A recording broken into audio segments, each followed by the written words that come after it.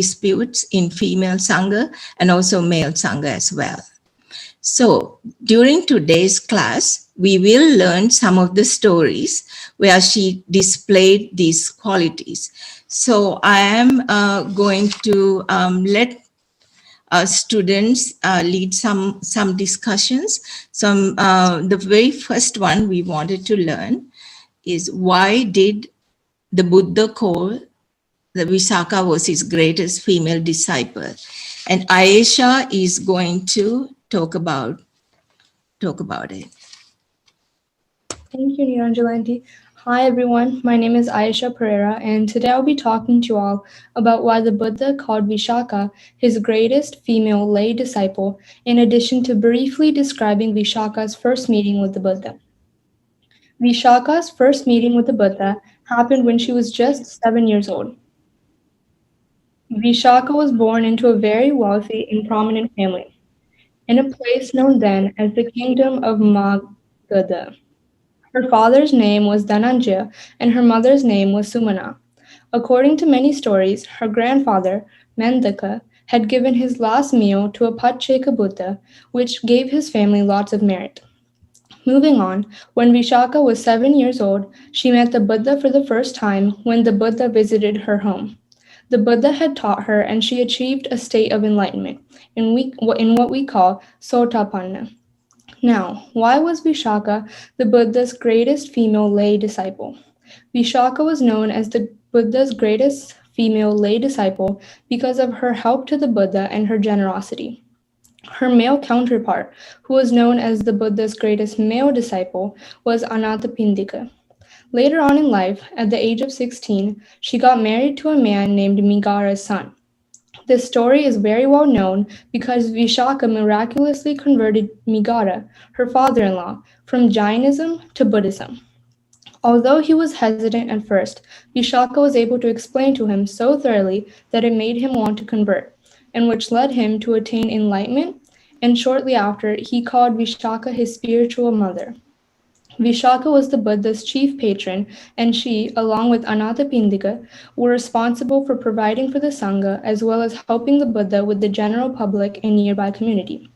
The Buddha praised Visakha as she would attend as many Dhamma sermons as she could, give alms daily, and help in any way she could. The Buddha said that Visakha was the ideal benefactor because she had a love of giving and had abundant wealth to give. Although Visakha used to wear the finest clothes, best-smelling perfume, and most beautiful jewels, she sold her material goods and used that money to buy a monastery near Savatthi. Although Visakha had wanted the Buddha to stay in the new monastery, the Buddha was not able to because the Buddha had to teach elsewhere. Instead, Mahamoggallana came to reside in the monastery, which was built in just 9 months. This monastery was known as the Poorvarama monastery, but more commonly referred to as the Migara Mata Prasadaya, meaning Visakha's father-in-law, Migara's palace. Later on, the Buddha came to stay 6 rainy seasons at Migara Mata Prasadaya, the monastery offered from Visakha, and many rainy seasons at Jetavanaramya monastery, the monastery offered from Anathapindika. According to Buddhist scriptures, after Visakha passed away, she was born in Nimanarati, the 5th heavenly realm, as the consort of the Deva king of the realm. I hope you all now have a better understanding of who Visakha was. Thank you. Thank you, Ayesha. You really explained it very well. Thank you again. So, that, as she said, this is a summary in appreciation for her wisdom, her ability, and generosity to Sangha. Buddha declared Visakha to be his chief female lay benefactor. So Visakha, as she said, Visakha gave dana, and she gave dana in the form of meals, medicine, robes, and monastery accommodation, and she donated her time tending to sick monks, and she designed and supervised construction of monasteries, and she arbitrated issues and disputes that arose among the nuns and between nuns and monks. So now I wanted to say something about First Sangha Council because it is mentioned in this chapter. So I will just say how this is connected to the chapter on Visaka. Okay, so the First Sangha Council was, it happened 3 months after Buddha's passing away.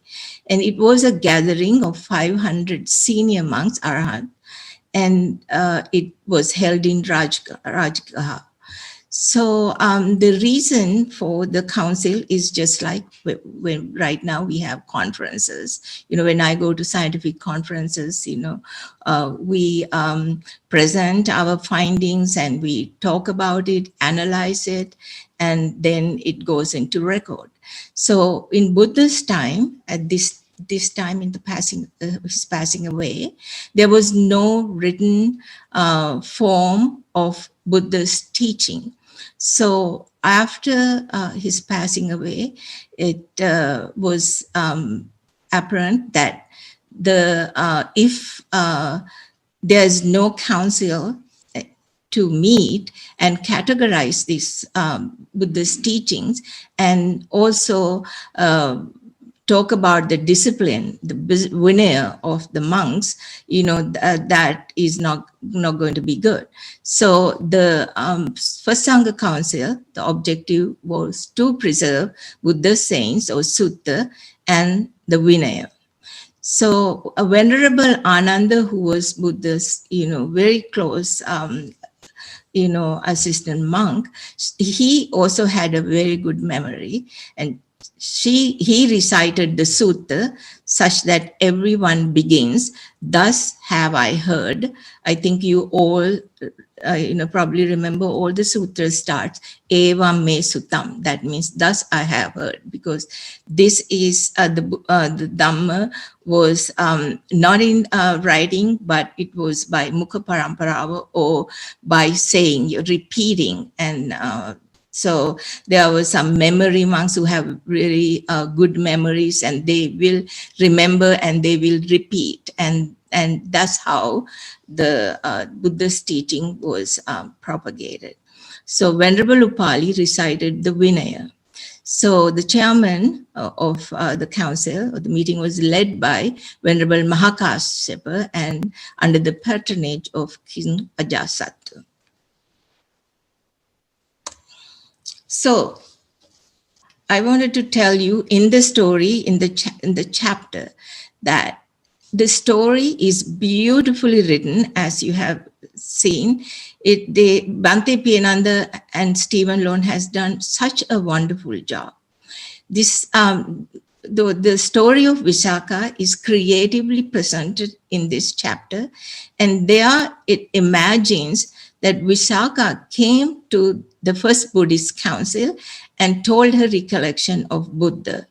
So, but it didn't actually happen historically, but Bhante Piyananda and Stephen Long looked at how people felt about Buddha. And so even though she didn't come to the Buddha council, it was presented very creatively. So at the Buddha council, as the story goes, the creative story, Venerable Mahakasyapa announced, in lieu of recitations tomorrow afternoon, the subcommittee recollecting the life of the Buddha will meet with Visaka, and we will record an eyewitness account of her association with the Buddha. So in this creative writing, Visaka tells her recollections of Buddha at the First Sangha Council. Visaka, composed and exuding her legendary confidence, says, "It is one of the greatest honors of my life to serve you and to be here at the First Sangha Council. I was fortunate to have personally known the Buddha for decades, and I enjoyed a close association and friendship with him until his parinibbana a few months ago. I still deeply miss his presence in my life, so telling my part of the story today will be a great comfort for me." And this, I was very touched by this the writing, because it felt like that that I felt how she felt in front of the Buddha. So tears fill the kindly woman's eyes as she recalls that first encounter with the Lord. Words cannot possibly describe his physical presence. I was only 7 years old at the time, but I remember knowing that I was with a being that was like no other in the world. His eyes were kind and loving, and I was completely enveloped in his radiance. She continued, it felt if a soft woolen blanket had been wrapped around me on a cold night. I experienced such indescribable comfort and peace. Just hearing the golden tones in which he spoke meant as much to me as the content of his message. He looked into my eyes for a moment, and a powerful energy was transmitted that changed the course of my life. Knowing him filled me with inspiration and confidence. And I thought this was really beautiful. And I felt that I saw the Buddha. So Aisha already talked about first meeting with the Buddha, that he met him at 7 years old, and even from young, she was very religious. And after hearing Dhamma, she attained the first stage of awakening, the Sotapanna. All right, the next one is, in Sri Lanka, girls are told of a story that showed young Visakha's calm, poise, and discipline. And John Mai Wen is going to explain. Sonmai, are you here? Hi, my name is Sonmai Nguyen, and today I'm going to tell you about the story about Visakha's poise and discipline.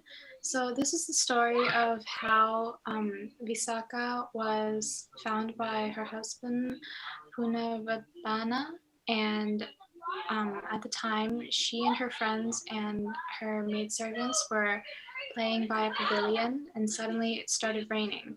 So everyone else in her company, including her friends and her maids, started running away.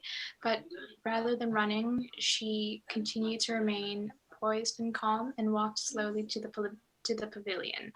And she got wet in the process. So the other scouts from Megara were asking her why she decided to walk instead of run, because she got all of her expensive clothes wet. But she told them that clothes can always be replaced, but if she were to run in the rain, she could have fallen and injured herself. And her body is more important than the clothes. So and if she had injured herself, she could have possibly died. Otherwise, she would have lost her potential as a wife. And the scouts were impressed by this and asked her later if she wanted to marry Megara.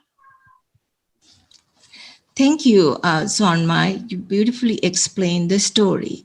So, in addition, I want to mention that the Visakha also said that it is not appropriate for a maiden in her fine clothes to run, just as it is not appropriate for a king in royal attire, a royal elephant dressed for the procession, or a serene monk in robes to run.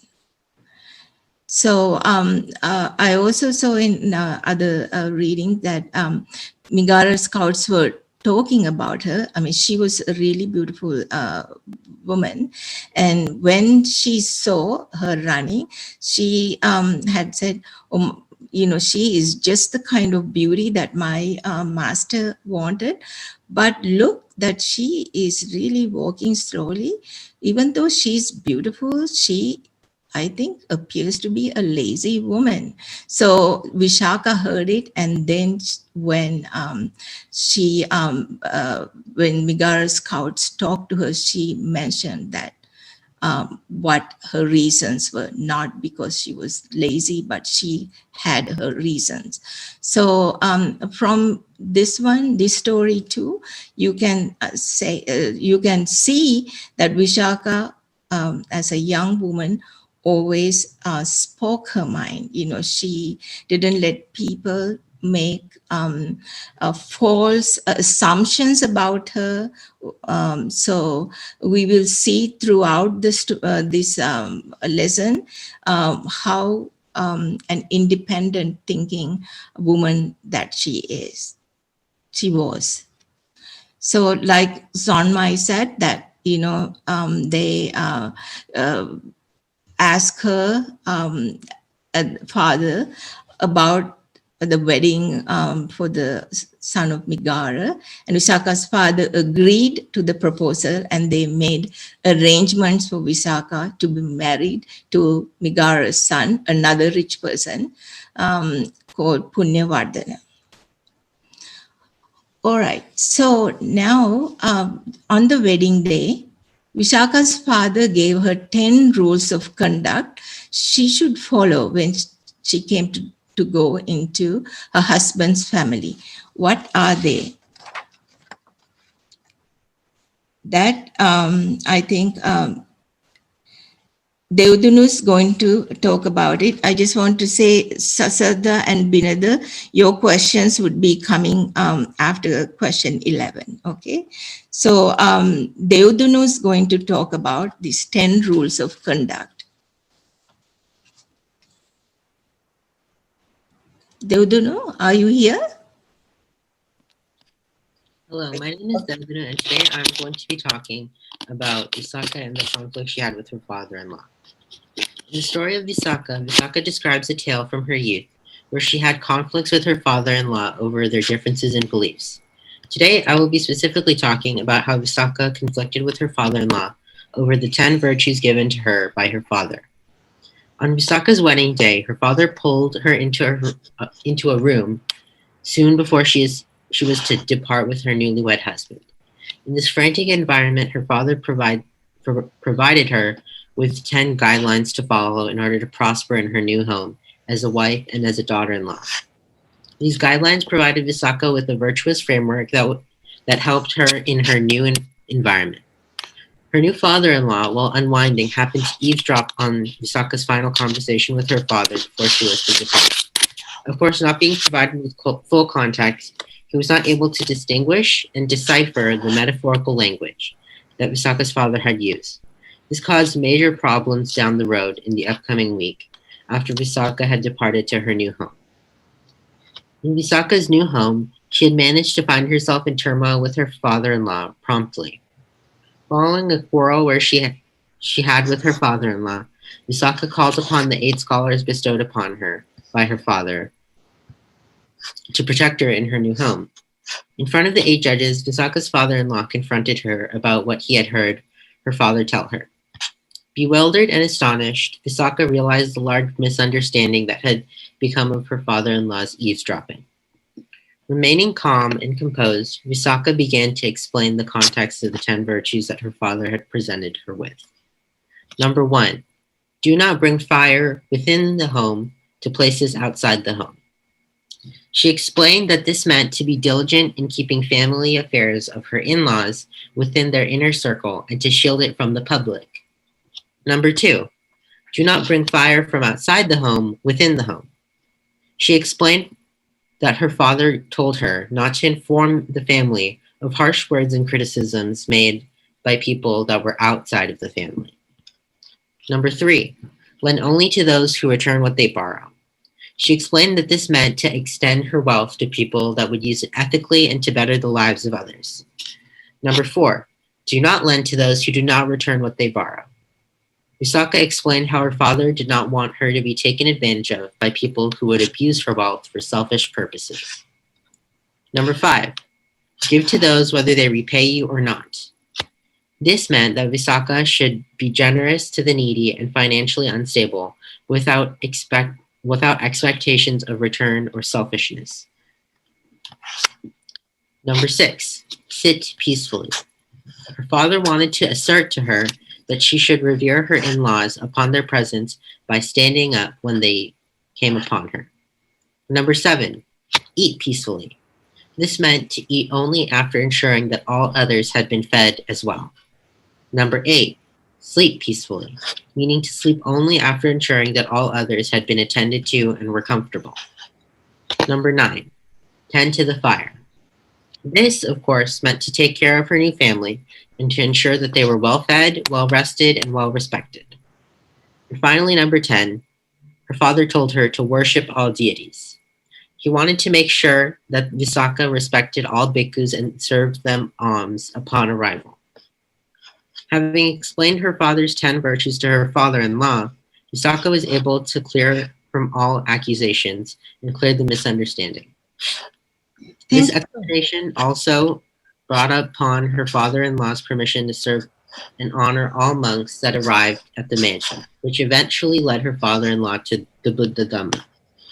This story exemplifies the importance of being steadfast and unwavering when making your case, so that we are able to avoid misunderstanding and maintain peace. All in all, the story of Visakha is one we can all learn from.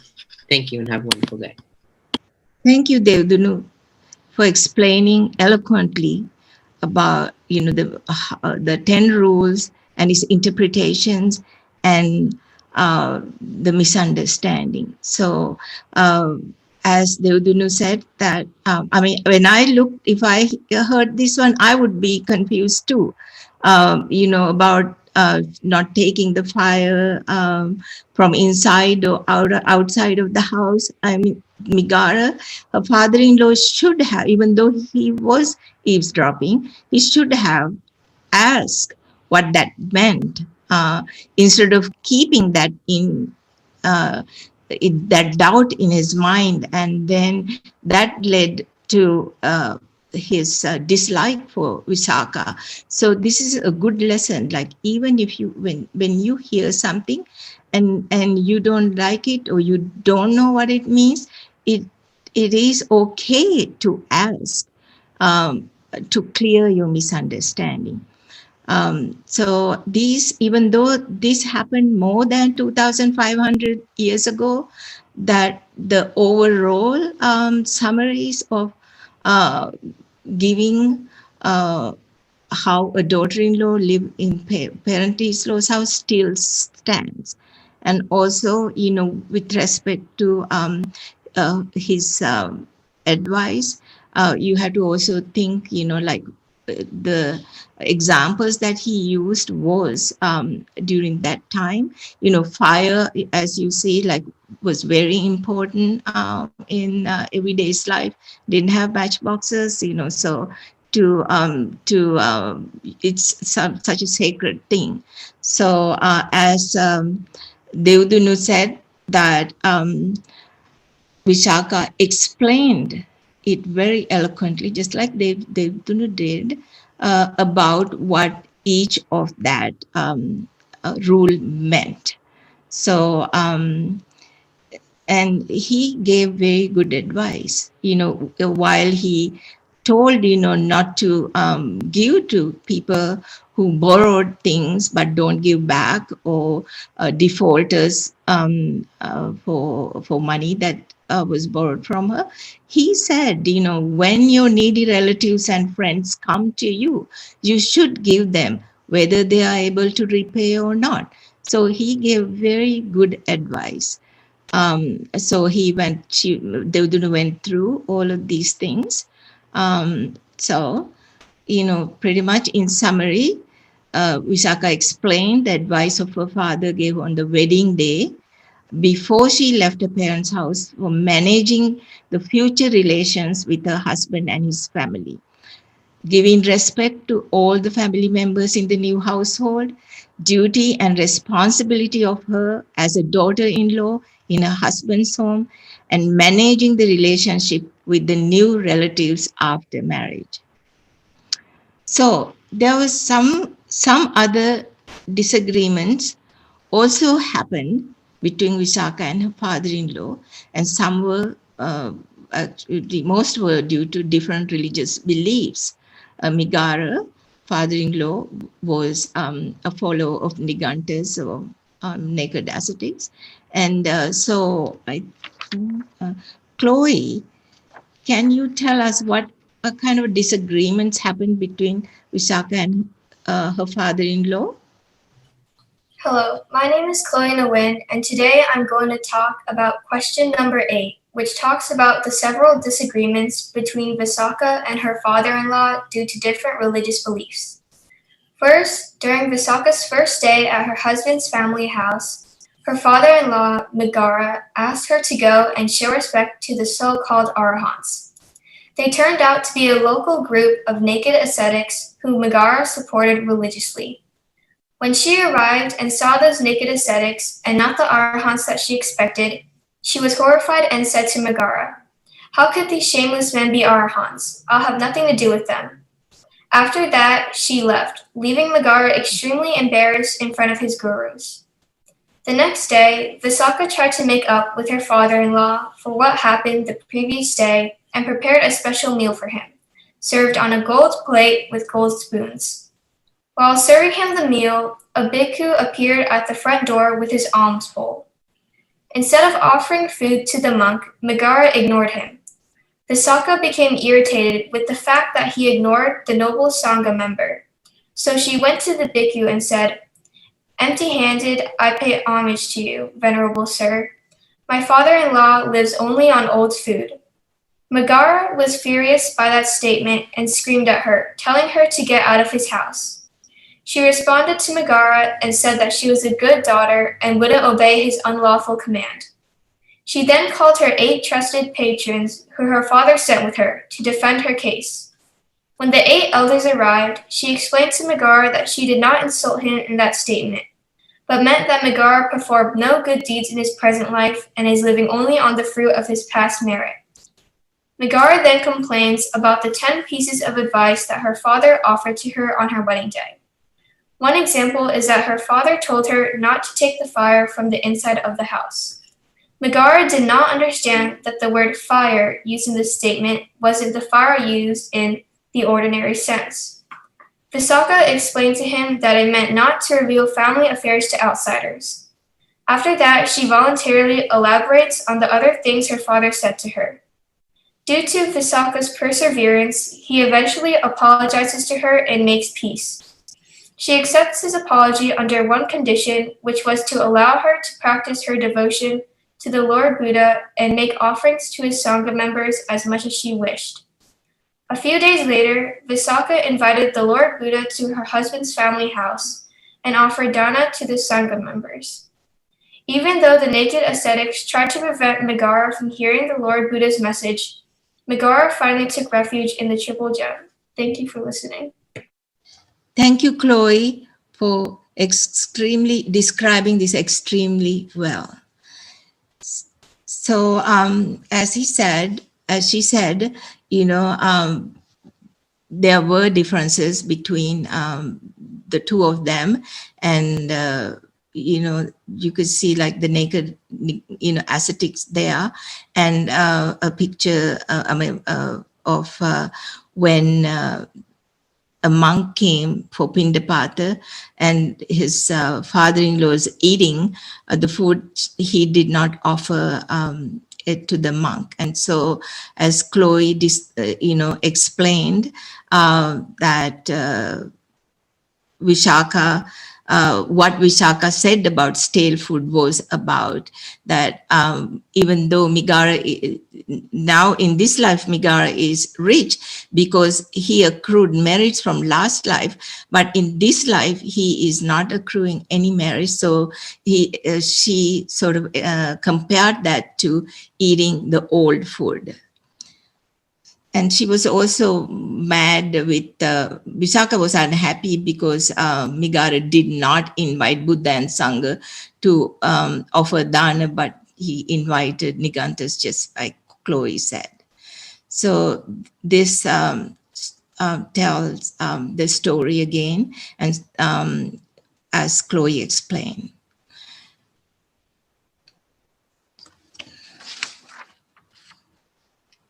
So the next question we wanted to know, Chloe mentioned a little bit about this. How did Visakha convince her father-in-law to allow the freedom to practice her religious traditions? Senuda Mudalige is going to explain that. Senuda, are you here? Hi. Visakha convinced her father-in-law to allow her the freedom to practice her religious traditions by sending him a letter saying that if he doesn't give her permission to follow Buddha and his teachings, she will leave the household immediately. This is because the father-in-law doesn't like Buddha and follows a local group of naked ascetics. The freedom of thought is encouraged by the Buddha, and also what the freedom teaches is essential to enlightenment when someone realizes the truth of the belief systems. Buddha states that there are countless things to believe in, however, none of them lead to Nibbana, which is the goal of the Buddhist path. Thank you. Thank you, Senuda, for explaining it really well. So I think he touched on all of these things, that she wasn't happy, and he, demanded that allowed to practice Buddhism. Otherwise, she was going to leave the house. So this is another instant where Visakha stood up for her rights.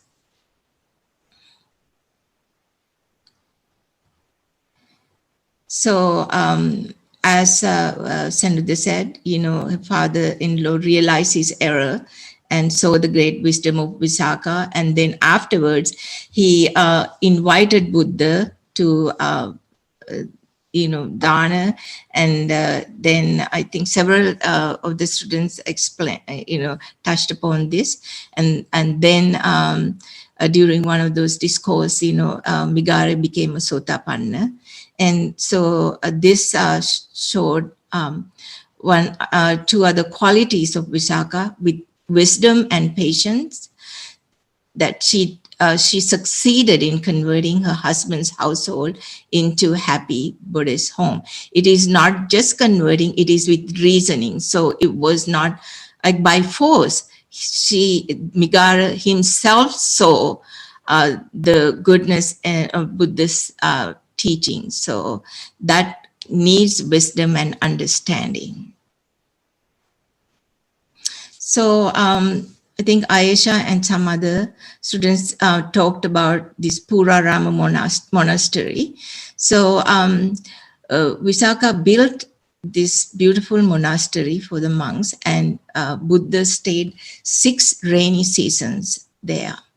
So there's a story in the chapter about how she got the money, and she got the money from her most valuable dress, and it was adorned with gold and jewels, and it was really expensive. And some story says that she also sold her headdress or mela palandana. So the chapter goes in quite detail about the sale of offering and the sale of the dress. So when she offered the dress and the jewels for sale, her intention was to donate the sales to Sangha or to build a new monastery. But she did not find a buyer because nobody could afford, because this was so expensive. So she bought it herself, and she used that money to build the monastery. So this is like one like a picture that I found in the internet about the mela palandana, the headdress. It says like they had peacock feathers, like 500 feathers of gold, and a beak made of corals, and jewels for eyes, and neck feathers and tails, and those are all with very expensive, beautiful jewels. So that's why she was able to get a lot of money.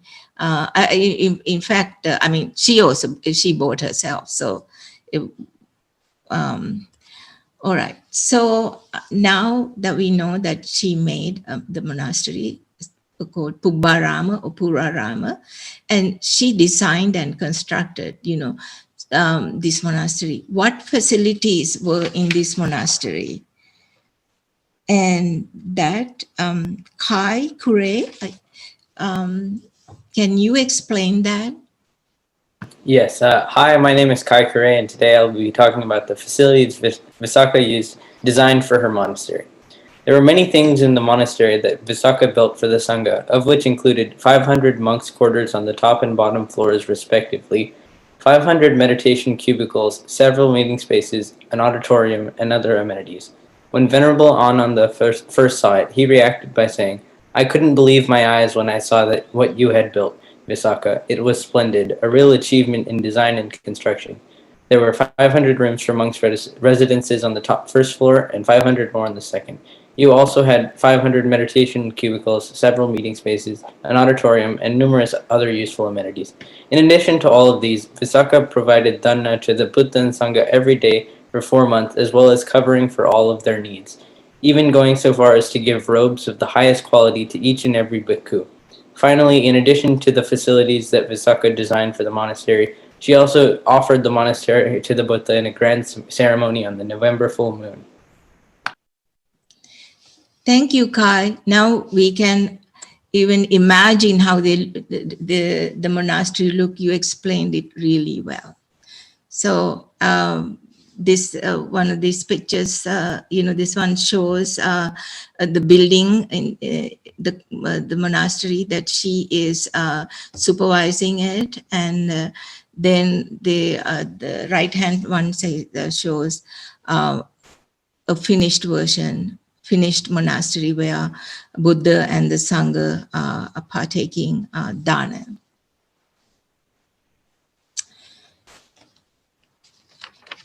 So in one of the discourses the Buddha delivered, he told Visakha about 4 qualities that a woman can practice to be a spiritual person, living a moral life and successful in this world. So what are they?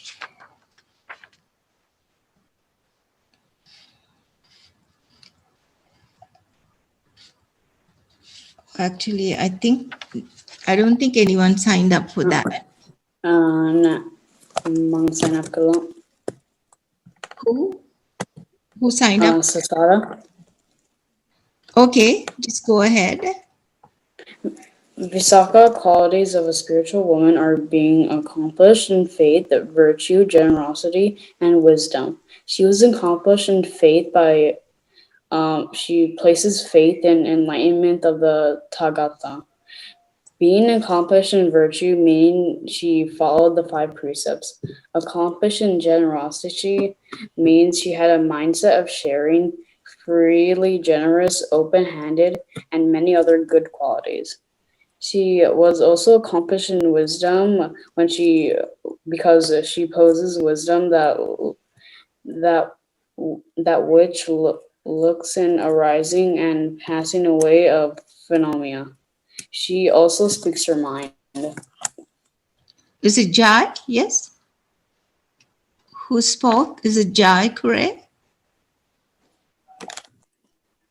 No, Sasada. Oh, okay. Right. Thank you so much for explaining the qualities of for a woman to be successful in this world.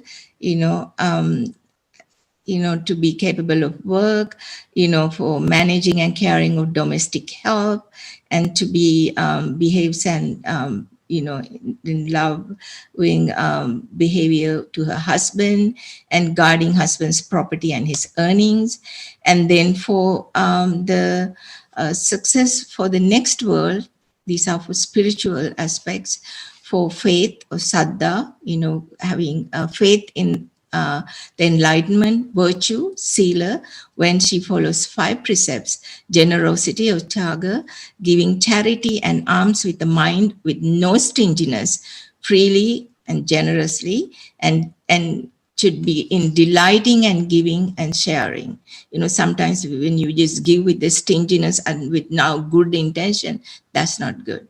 Then the wisdom or the panya, having insight into the arising and passing of things. So now we will go to what were Visakha's qualities as a spiritual woman.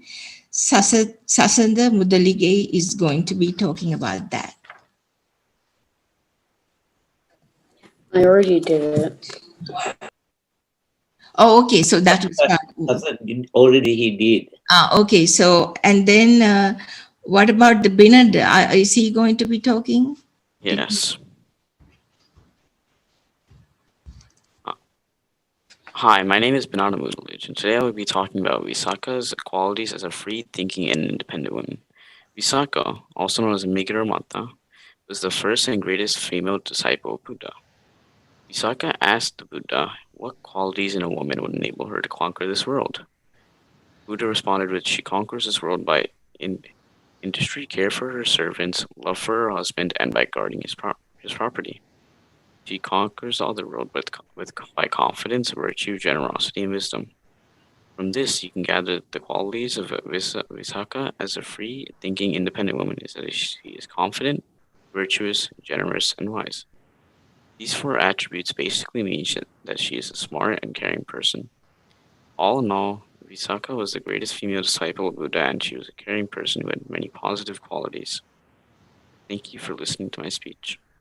Thank you, Binada, for explaining Visakha's other aspect besides spiritual and as a free-thinking and independent woman.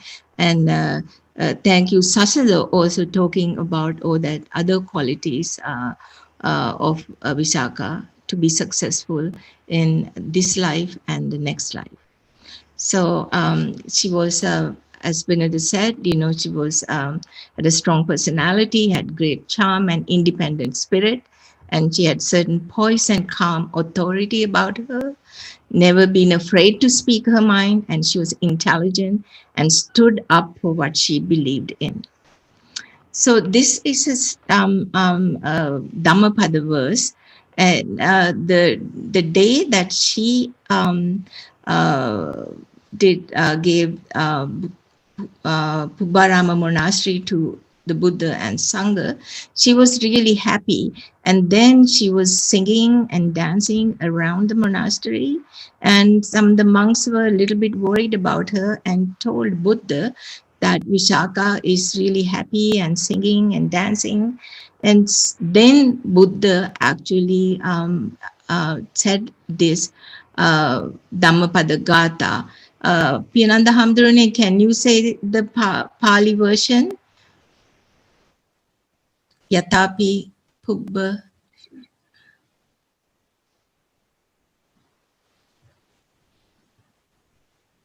We can't hear. Oh, I can't hear. I can't hear you. Damayanti Handru. Oh, now we can hear. Are you there? I cannot see. Damayanti Handru. Piyananda Hamdurane, we can hear. Can you see the Pali Gatha? Let's see whether I cannot see actually. Okay. Or maybe I will say. You say then if pronounce differently, please tell me. Yatapi Rasimha. Okay. Kaira Malagune Bahu. Yes. Evam Jatena Machena. Evam, okay. Jatena Machena. Kattabang Kusalam Bahum. Kattabang Kusalam Bahum. Yes. So what it means is, as a collection of flowers, many a garland can be made by an expert florist. Means like, a very, good florist can make all different kinds of designs of, garlands, because he knows how to do, and he uses his skills. Just like that, much good can also be done with wealth, faith, and generosity, because just because you had wealth and faith and generosity, not everyone does everything, but there are a lot of things which can be done if you have money, and then with the money, if you have faith and generosity, these good practices, then you could do a great service to the humanity. So let's see. So Can I? Okay. All right. Hamadurani, yes, go ahead. Yeah, you did a good job. It is a very wonderful Dhammapada verses, and you can chant very well. Yathapi puppara simha kairamala gune bahu evaṁ jatena macchena kattabbang kusalang bahum. Okay. Piyananda Hamaduru recited it much more beautiful than I could ever do. Thank you, Piyananda Hamadurane. So the next question, these are discussion questions. Let's see. What are the 5 precepts? Setula is going to be talking about that. Hello everyone, my name is Setula and my topic is what are the 5 precepts? So first, the 5 precepts are: number 1, refrain from taking life, which means no killing beings nor animals. Number 2, refrain from taking what is not given, which means no stealing from anyone. Number 3, refrain from the misuse of the senses, which means not having too much sensual pleasure. Number 4, refrain from what wrong speech, which means not lying or gossiping about other people.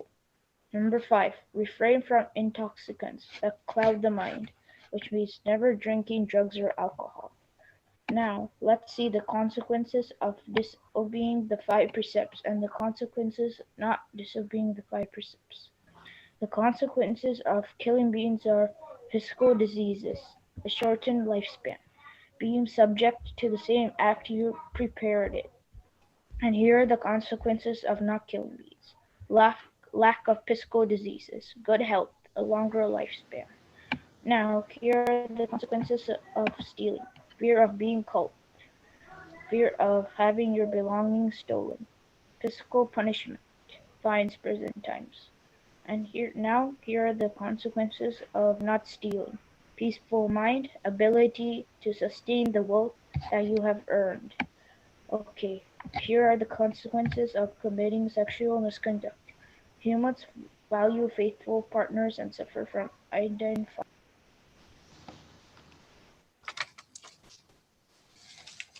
Thank you, Setula. Not only talking about explaining us about the 5 precepts, that to undertake and observe, but also consequences of not doing it so. Thank you again. So next one is take one of the 5 precepts and then share. Let's see. Take one of the 5 precepts and share how you practice it in your daily life. And that would be Jai Kure. Hi, my name is Jay Cray, and one of the precepts I practice in my daily life is refraining from stealing and taking what isn't mine. I can do this by only taking mine. I can do this by not taking what is not mine and being truthful and honest. Additionally, I can do the right thing. Thank you so much. And, I apologize for pronouncing your name wrong, Jay. So let's see. Okay. So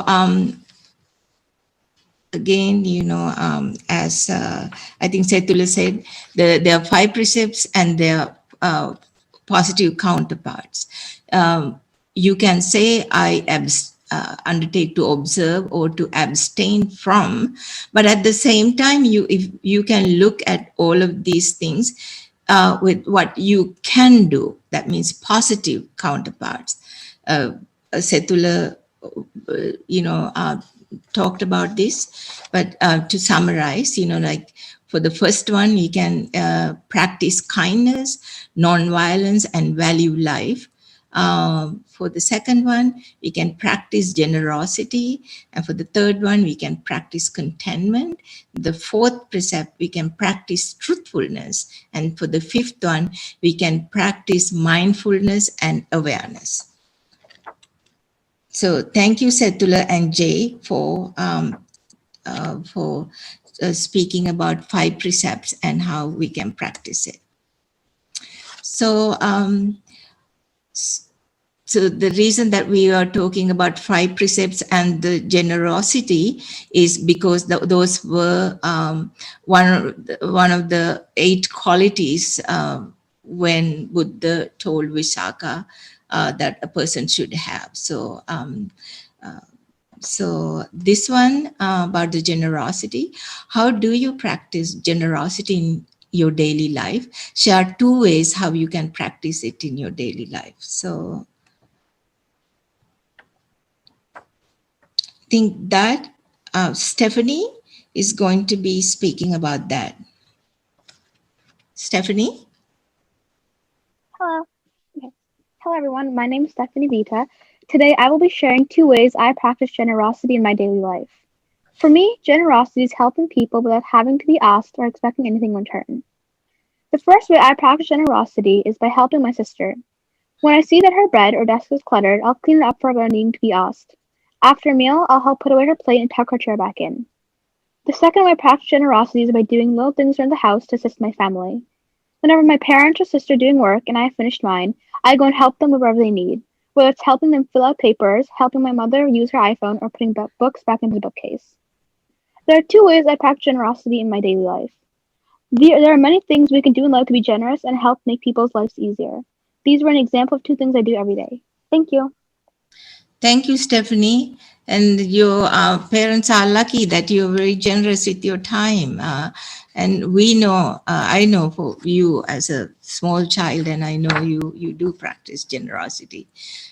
Thank you for your sharing how you practice it.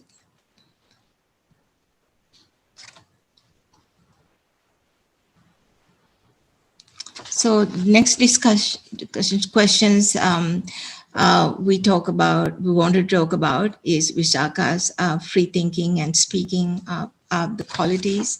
So Visakha always spoke up, sometimes to clear misconception about her, defend herself from unjust accusation, misunderstood situation, and openly practicing Buddhism in her husband's household where it was not practiced. We talked about all of those things. So we know about her qualities, these qualities.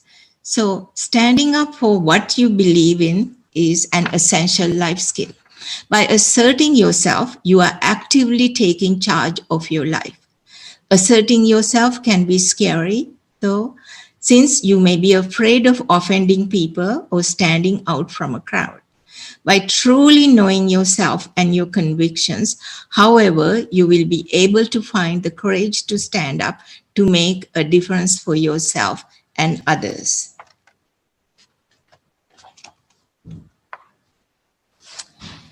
So let's talk about some things which are important to all of us. What is something that is important to you that you believe in? For example, treating others with respect and being treated by others with respect, fairness and equality, community service, climate change, democracy, anti-war sentiments, etc. So let's talk about what is something in the world you would like to change. Now, how would you like to change it? Tarushi is going, Tarushi is going to talk about that. Tarushi? My topic is, what is something that is important to you that you believe in? Yes, yeah. Oh, okay. Hello, my name is Tadashi Visakha, and my topic is about something that is important to me that I believe in. Our differences are positive because it creates our identity. This means that individual differences exist, but above all, to understand that as members of a society, we are equal. All people are due respect for the simple fact of being people. Equality is in balance. That is why it is very important to teach children from an early age the value of it. The best way to teach respect is to become a role model for children. Respect for others is very important, but for yourself is fundamental since you will value others to the extent that you are able to value yourself. Receiving respect from others is important because it helps us to feel safe and to express ourselves. Being respected by important people in our lives growing up teaches how to be respectful towards others. Respect in our relationships builds feeling and trust, safety, and well-being. Something that is also very important to me is fairness and equality. Equality is about ensuring that every individual has an equal opportunity to make the most of their lives and talents. It is also the belief that no one should have poorer life chances because of the way they were born, where they come from, what they believe, or whether they have a disability. Equality is a recognition that we are all human and deserving of equal human rights, treatment, and opportunities. Equality means that you are given an equal opportunity. It means unwavering and effortless respect for people regardless their place in the world. Thank you for listening. Thank you, Tarushi. So eloquently, talking about equality and something that you believed in. This is a conversation which is happening right now. So I'm really glad that you are an advocate for equality. And as you said, parents and the other adults in your life needs to be practicing this because children take them as examples. So it is really important how you talk about other people, other races, and parents and adults shouldn't be talking about things which are discriminatory because children hear them, and when children hear them all the time, that they also tend to think like parents. So this is a very good quality to value equality. So the next one is Dr. Ranjala, could you go back to number 7, Senada Mahamudalige? We could not say number 7. Senada. Senada. Yeah. He did, right? Yeah, she's here. She's here. Number 7. Senada. What is Senada? Which one are you talking about? Number 7. Yeah. Senada, please tell what's the question. It's Sanadi. Oh, Senadi. I already went. Yeah. Oh, okay, just now I see. We miss her number. Please give chance to her now.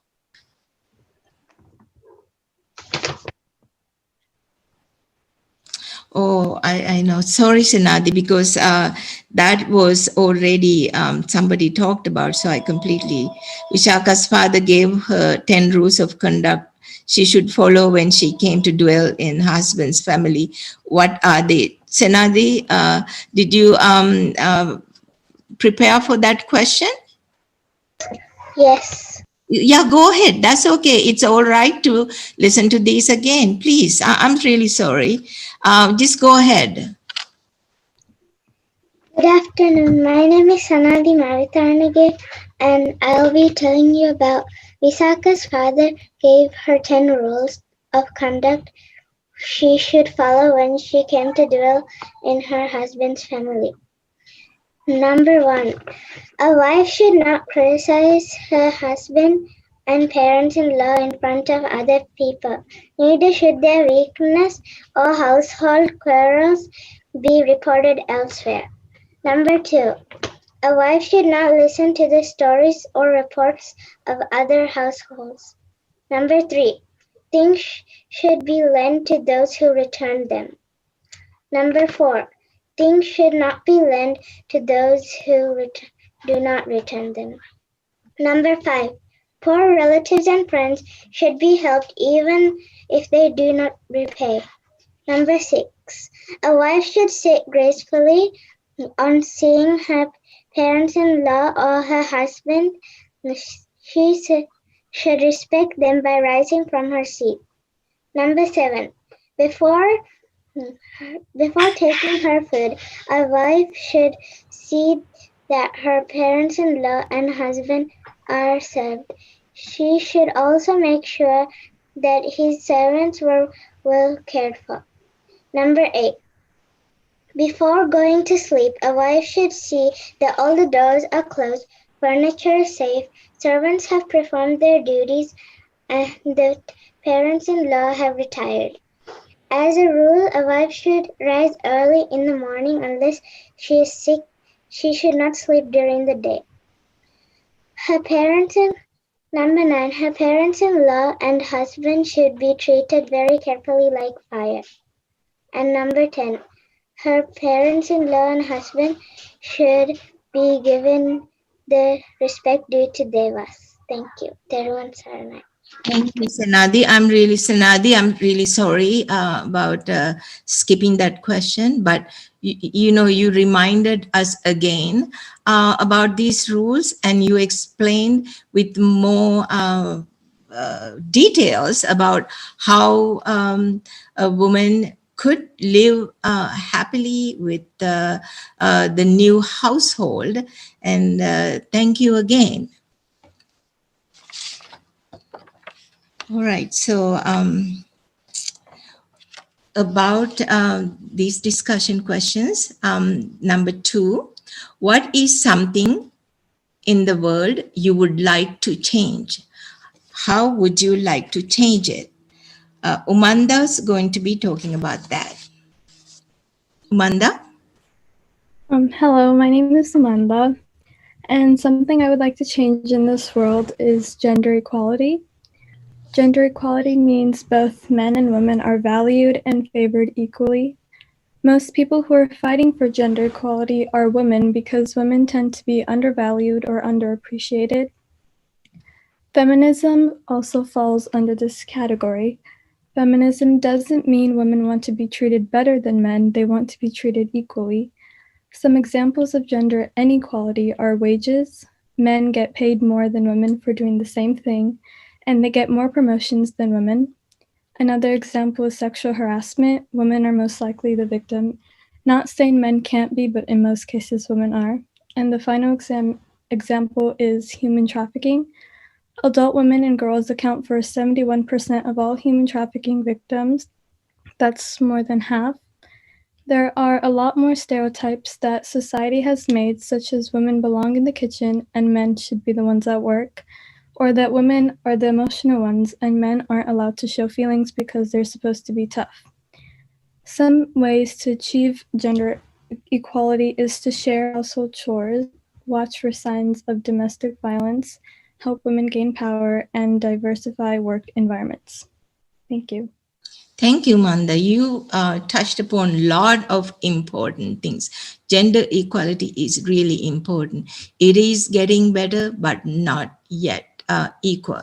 So you said lots of things, about the salaries and about sexual harassment, human trafficking, and all of these things. I think we as women have to stand up, to speak. And this is not just a fight for women, the men and the boys. We all, this is an important issue for everyone. As she said, women does not belong in the kitchen. The women can contribute a lot to the society. If you can give birth to children, you can pretty much do anything. Any mother would say that.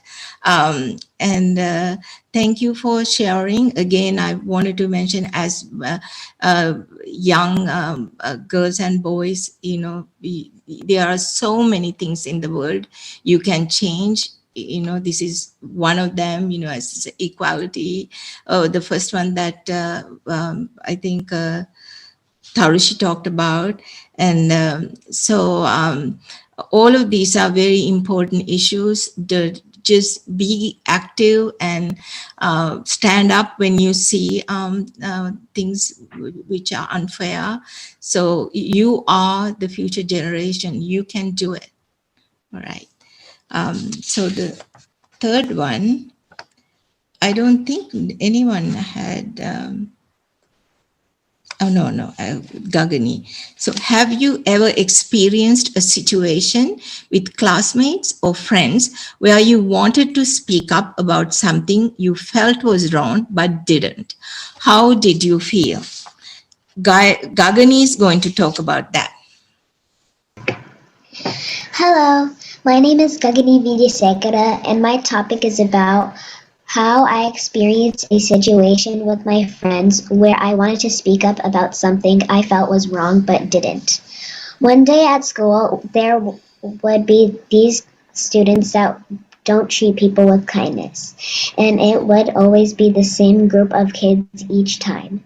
They don't respect this happiness, people at all unless it's their friends. They would even disrespect the teacher. Every time this happens, I would always want to speak up because they're really rude to innocent students and make fun of the smallest things that they would do. But I get too scared because then I would think that I would be their main target afterwards. It's important to respect people to make them feel confident, special, and happy. Something that I had always wanted to say to that group of kids is that you wouldn't want to be treated poorly like you do to others. I would always feel bad for the people they bully and even them because people that disrespect are usually insecure of themselves. Respect is one of the most important things in life, and you need that to move on in different stages of our lives. It's something that you want to earn and something that you want to show. Thank you for listening. Thank you, Gagani. As you said, there are sometimes situations that that is wrong, but you are afraid to talk because you could be the next victim. So, but there are ways that you can do.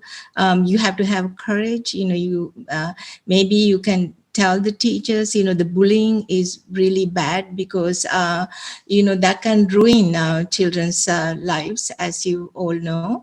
So maybe you can find other friends who believes in what you believe in. So instead of just addressing this just as just you yourself as one person, maybe a group of people can talk about it and then act as a group, either to your teacher or to the office or even the people who are attacking. But I know it is scary. It is,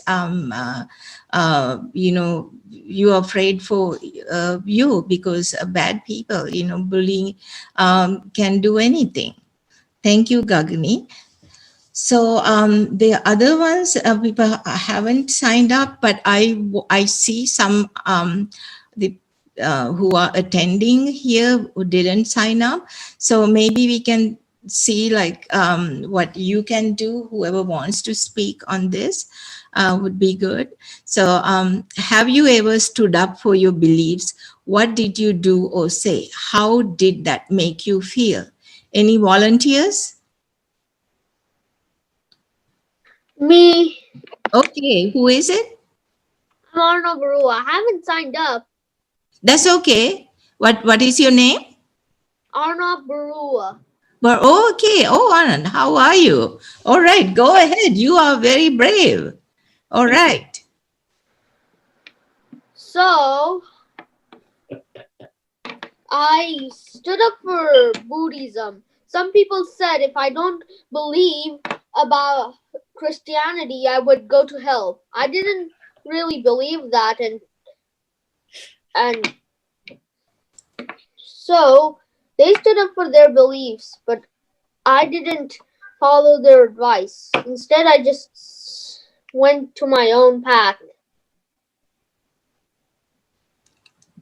Yeah, go ahead. Yeah. So then, one day, my friend Angel said to me, it's actually a bit true. I said, Don't worry. That goes the same for my philosophy. So I won't either go to heaven or to hell because I believe in Buddha and I don't believe in Jesus Christ. So if I'm going to hell and then heaven at once, I could just be middle. Then he understood it. My friend understood what I was meaning to say. And then he tried to follow my philosophy. And then one day at this grade, I told everyone the life of Buddha. They said to pause it because it was too long. Thank you. Thank you, Anamika. You know, this, is it Anand or Anamika? Arnab. Anand, okay. Anand. So your face, we can see you. Lisara also here. Yeah, I wanted to say something about to Anand. You know, I am really proud of you, you know, to standing up for your beliefs, you know, like, and not only that, you know, remembering Kalama Sutra, you followed Kalama Sutra, you know, you didn't believe what your friend said, you know, you analyzed and you thought about, reasoned it, and you believed, you know, you told what you believed, and your friend listened to you, and you know, so you did great, you know, so you did stood up for your beliefs, and I'm proud of you. And you know, I hope that you felt good, because I definitely feel good, you know, listening to your story.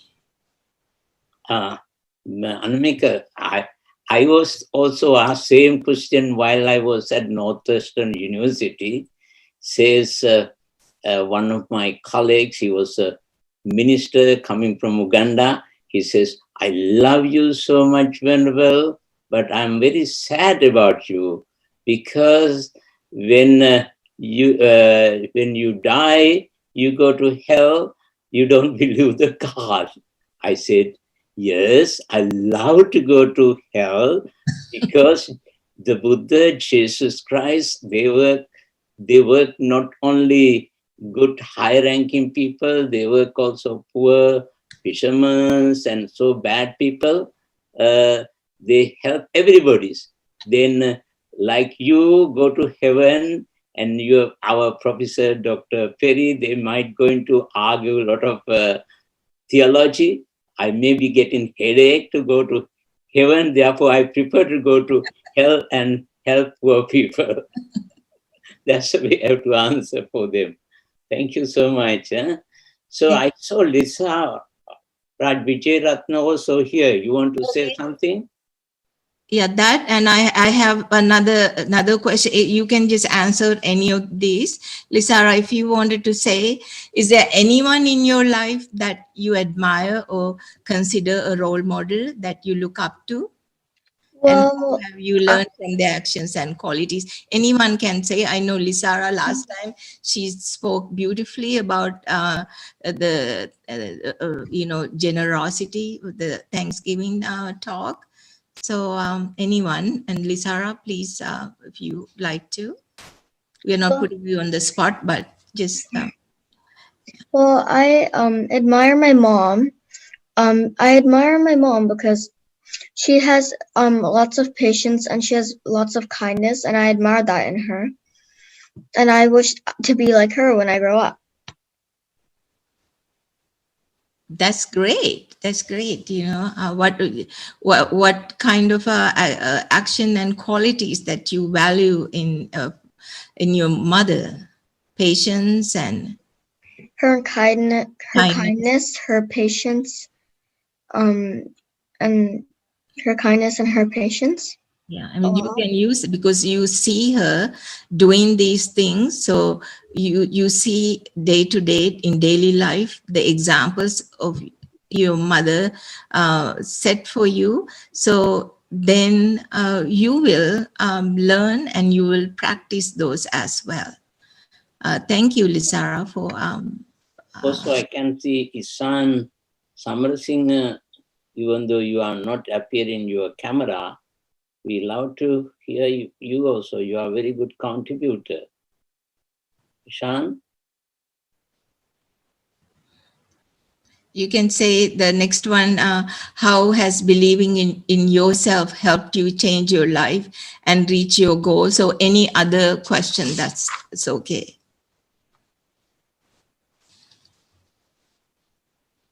I saw Sanduni too. Sanduni, where is she? We have to get her involvement. Yeah, I'm here. I do have a couple things to say. I kind of wrote them down. Yes.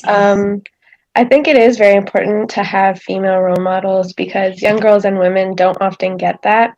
We always hear things about how this man did something or this man does something. Or if we do hear about a woman in a story, it's usually about how she supported a man getting where he needed to be.